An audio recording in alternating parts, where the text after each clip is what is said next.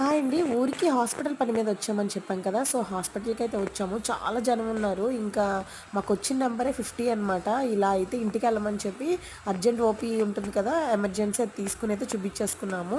So, 2 అవర్స్‌లో అయితే అయిపోయింది. మధ్యాహ్నం 3:30 అయ్యింది. ఏమీ తినలేదు. చాలా ఆకలేసింది.